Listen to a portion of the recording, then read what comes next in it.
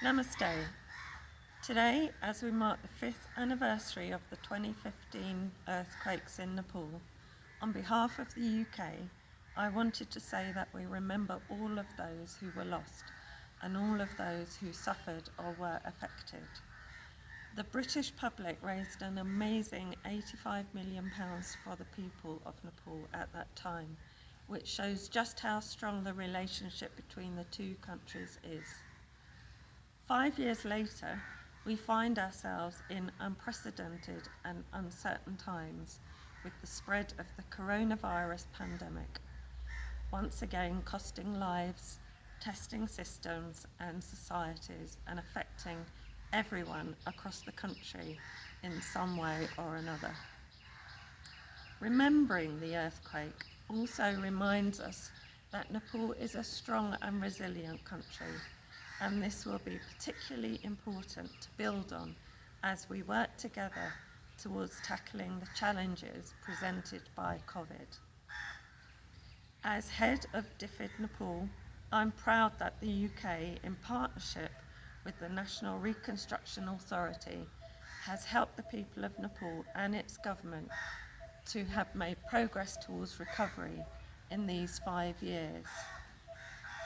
We helped to rebuild just under 2,000 houses for the most vulnerable, and we have helped to relocate 10,000 people to safer sites. We've also helped just under 800,000 households to get land use documents and improved access to clean water for nearly 200,000 people who were affected by the earthquake. However, 2 lessons from the earthquake response strike me as being particularly relevant to the COVID crisis we are facing today. First, it's good to think straight away how the country can be stronger after the crisis is over.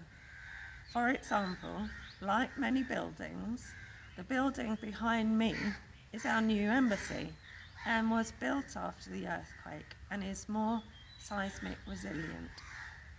So too now, we should be thinking about how Nepal comes out of the COVID crisis by building back better and building back greener. Second, we learnt after the earthquake that however well systems are set up, some people still fell between the cracks. Even 5 years on, we know people are still in vulnerable living conditions or in debt because they lost their livelihoods and so had to repeatedly borrow at high interest rates just to cover daily expenses. So the lesson is we should not forget those who cannot prove, for example, their identity, employment, land ownership, etc. in relief efforts, or we risk leaving them behind in the COVID recovery. So, on the anniversary of the earthquake, I'm proud to say that Nepal will continue to be one of the UK's closest partners, and we remain committed to helping Nepal and its people to get through the current COVID crisis. Thank you.